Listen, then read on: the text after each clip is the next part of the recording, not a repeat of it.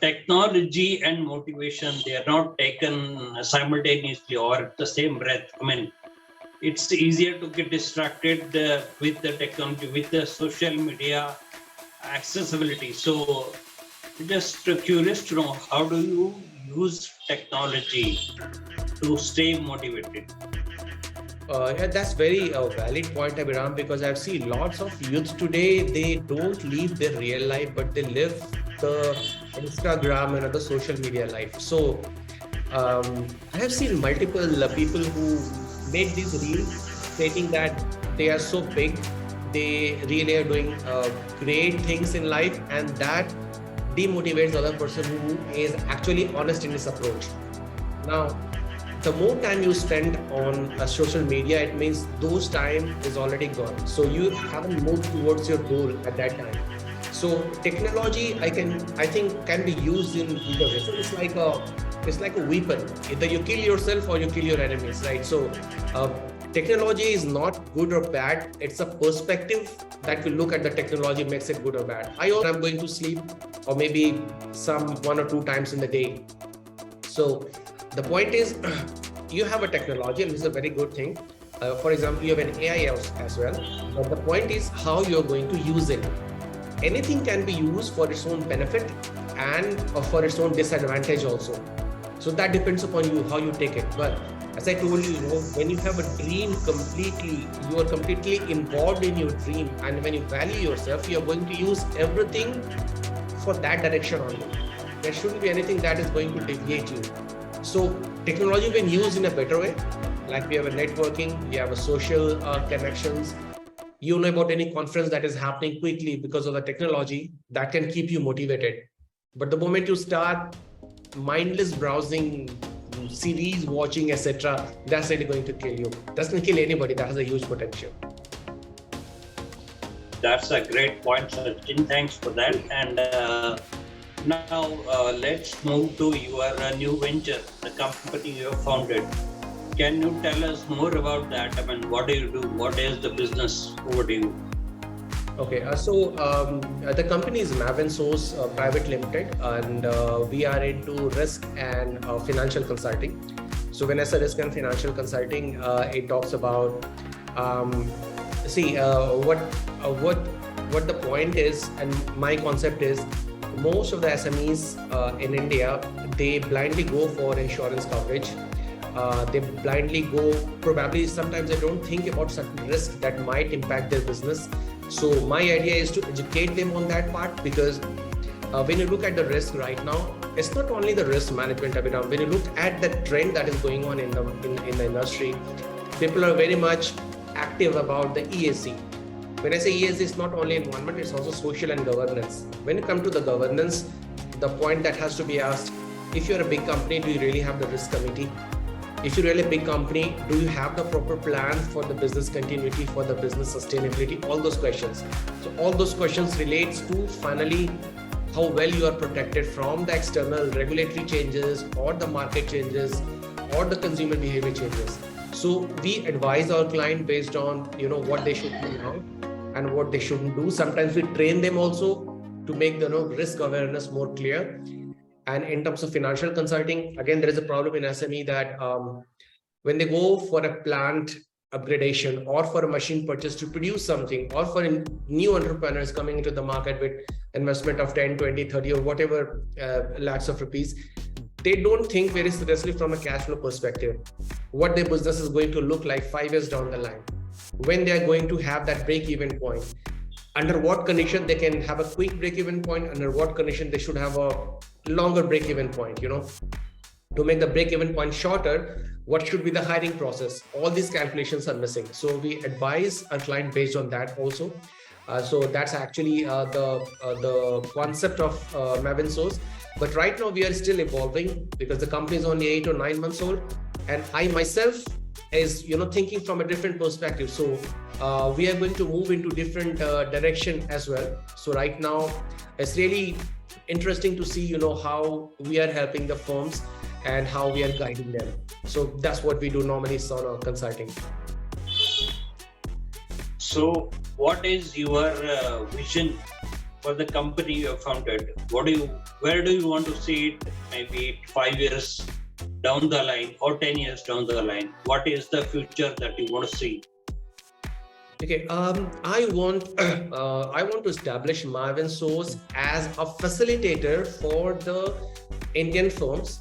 Specifically, my focus right now in Indian SMEs, because I see there is a gap, and that gap is they do not have the access to the right skill set, because that comes with a price, and that's very expensive.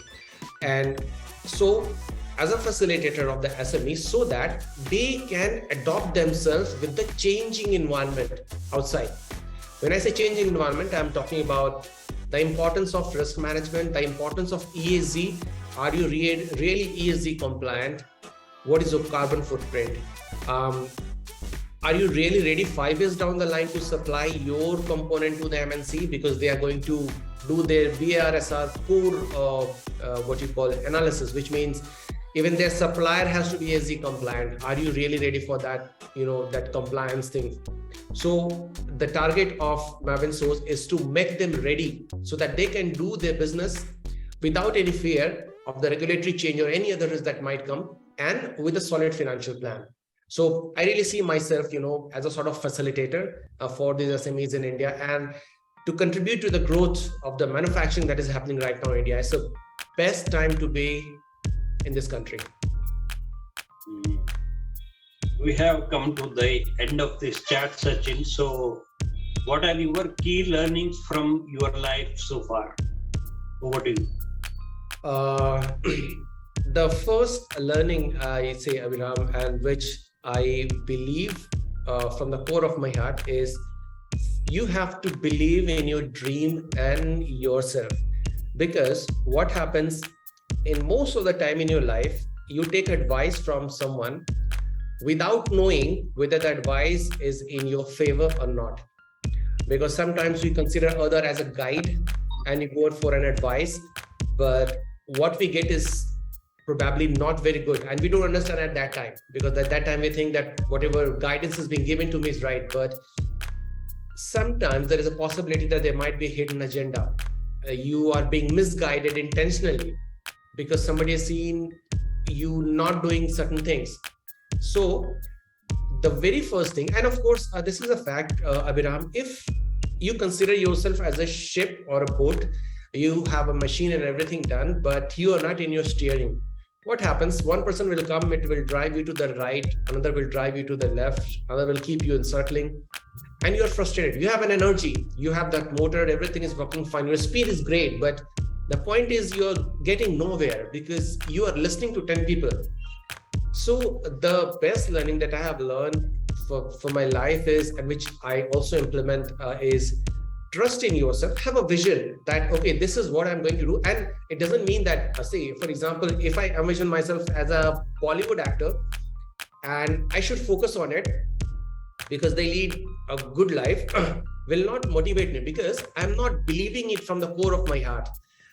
I like their lifestyle, they're very jazzy, but I don't desire to be them. So take some time off your schedule, electronic devices, and think that why you have taken, but what exactly you want to do and where you want to see yourself. Once you decide that one thing which you want to do and you believe from the core of your heart, what will happen? That your energy will be directed towards achievement of that objective. Now, whatever, see, all the misfortune will come, might not come. But even if it comes, that's a part of the game, right? You can't choose a profession where you never feel any problem or something. But the problem arises when you're not clear what you want to do and you go and ask for the advices.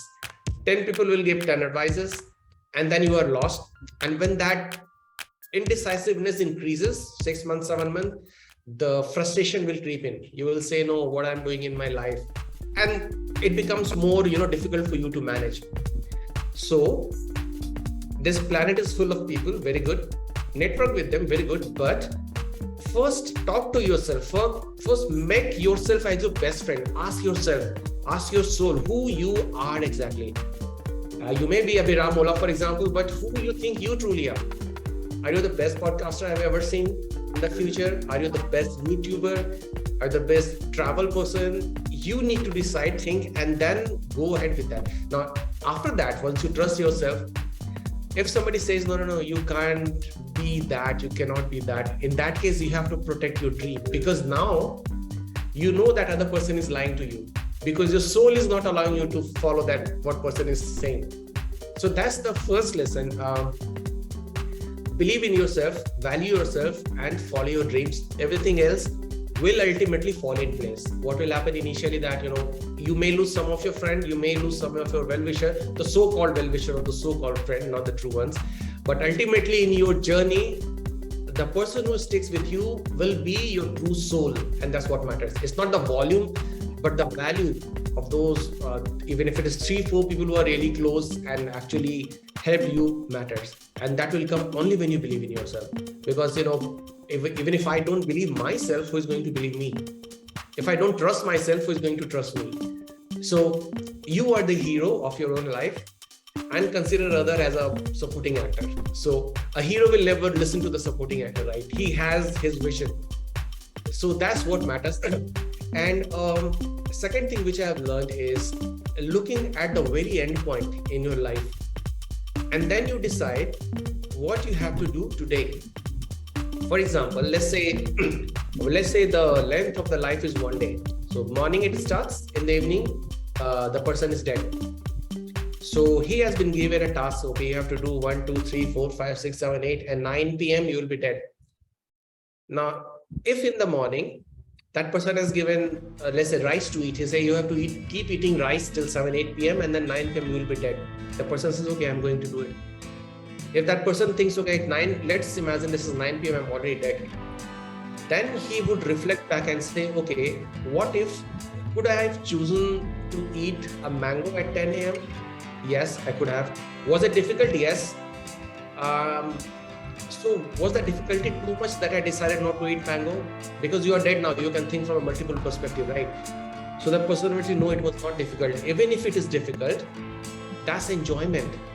Because now I would have been thinking, wow, I ate mango as well as I ate different fruit, I ate rice also, I did everything. Because ultimately I'm going to die, right? So when you keep that thing end in the mind, consider oneself as dead, and then think, what should I have done today? So that when I am dead, I should not repent what I have done. That is the second thing, because that is going to add up to your first belief of valuing yourself. You're not deviating.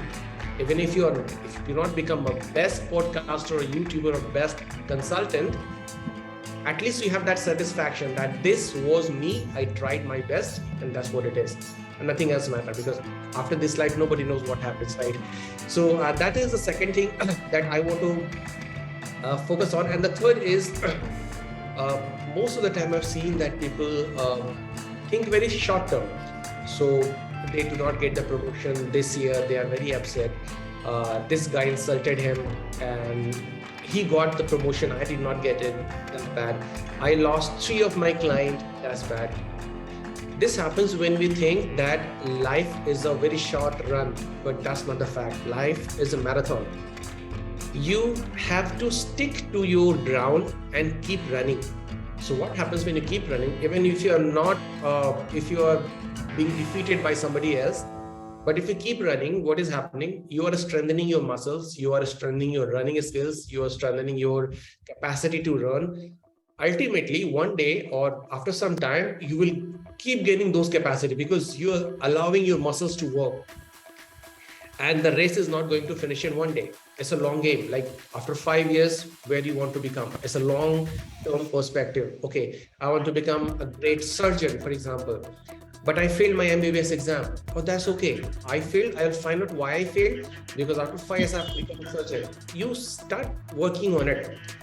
Because ultimately, there is a time and grit is required. Grit is something when you keep doing it again and again, even if it is boring, you keep doing it and you gain the mastery.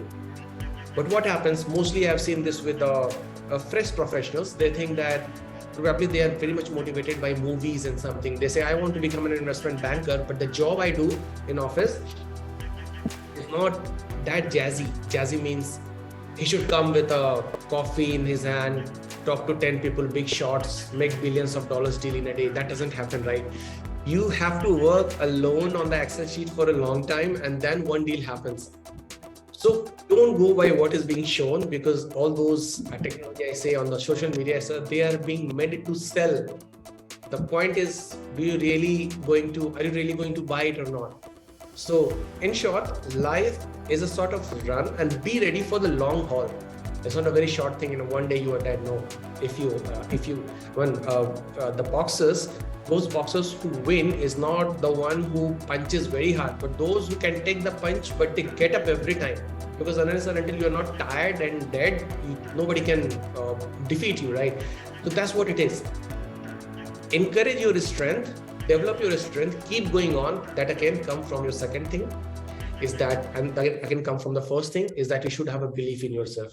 So these are the three takeaway for me, for my from my life experience that I've got.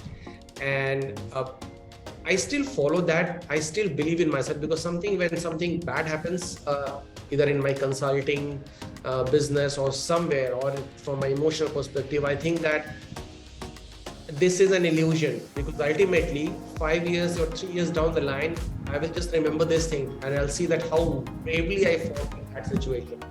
But if I accept defeat, I go into depression.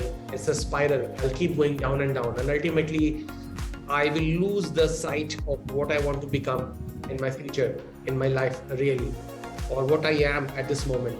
So it's not about what I want to become in life. For example, if I say I want to become a very good consultant 10 years down the line, which means I'm not a consultant right now.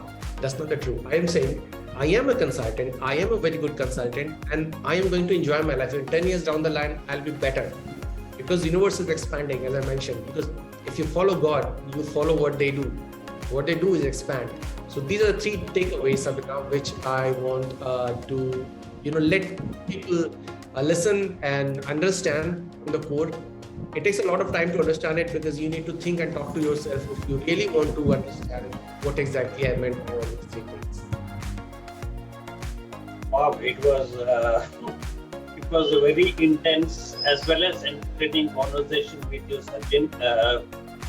On behalf of the viewers, I would like to wish you all the very best, both on your professional as well as personal front. And thanks for coming.